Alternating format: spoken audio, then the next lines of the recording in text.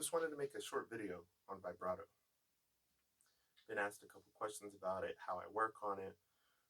Um, there's no real etude book or anything to work on that. It's all about personal opinion, how you feel about vibrato.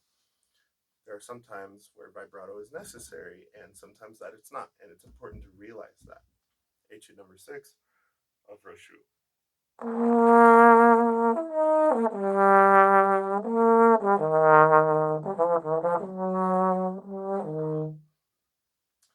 Some long notes you don't need to add vibrato, and some you could. And it's important to realize the different types of vibrato and how sometimes it doesn't really fit the music.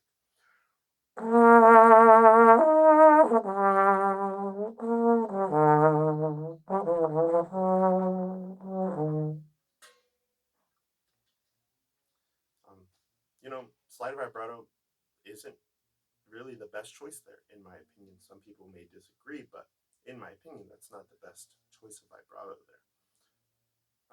Really, the first way I started working on it is just moving my jaw around, watching it in front of a mirror all the time. I was always in front of a mirror practicing my vibrato.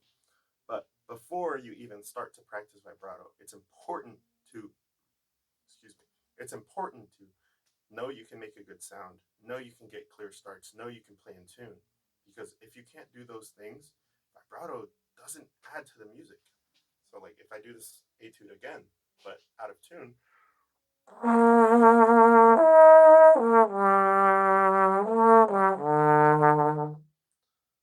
yeah, the vibrato sounds good, but it doesn't really fit the music because it just doesn't, the it's not pure. The intonation isn't pure. The tone isn't pure, you know.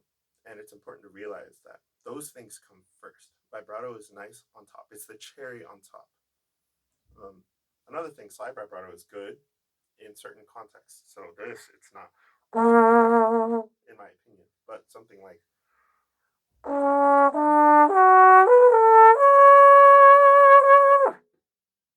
it can be really resourceful for you. So here I have two examples I want to show you guys. First is Yo-Yo Ma the Swan, conducted by John Williams. I feel like this is a great example of vibrato. The Nissan Armada. Everything worth doing is... Here we go.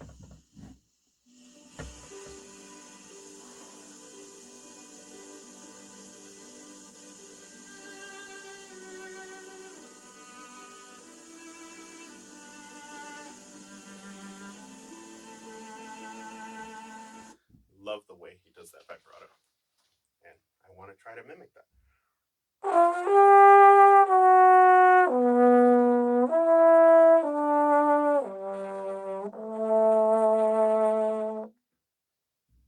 Another example, Joe Leslie playing Clair de Lune.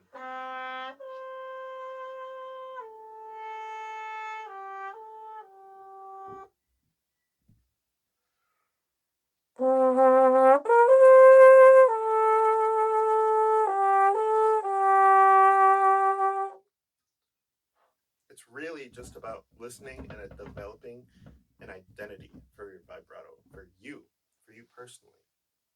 There's no magic trick. There's no perfect vibrato.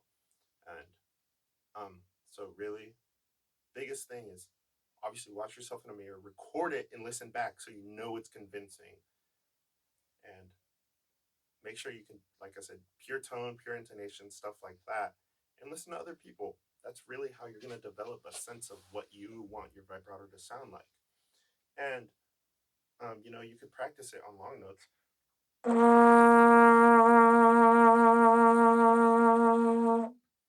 Practiced it, over exaggerate it. And then once you get there where you could do that and it sounds pretty consistent on a whole note, and then you could do that on a pretty good variety of range, then start to add it on some simple etudes and make sure it's relevant. Like, you don't need to add vibrato all the time.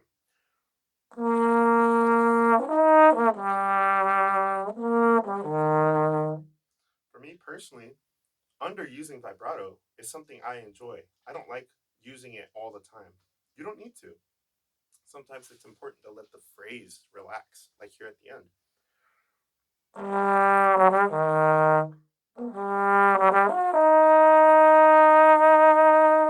If I do the same thing but start vibrato instantly, then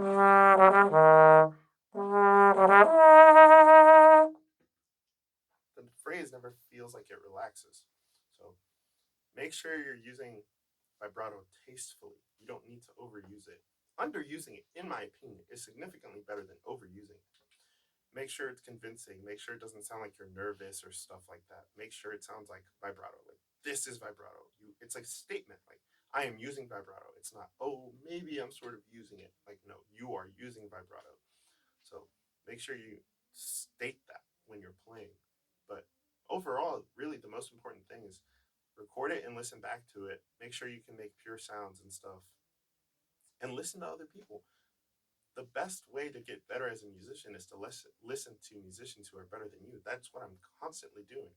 Don't just listen to trombone, cello, singers, anything, everything you can consume. Flute is another great thing you can use. Everything you can consume, do it. That is how you make the best vibrato for you. And don't try to mimic someone. If you don't like the way someone does their vibrato, but you think they're a really good player, like Joe Alessi, sometimes I feel like doesn't have the best vibrato in cases. I sometimes prefer Sasha Romero on the same piece. That's okay. There's nothing wrong with that. It's important to understand that there's differences in that, and there's differences in your personal preference. Overall, when you do it, it's just important and relevant that you make it convincing. Thanks. Hope this helps.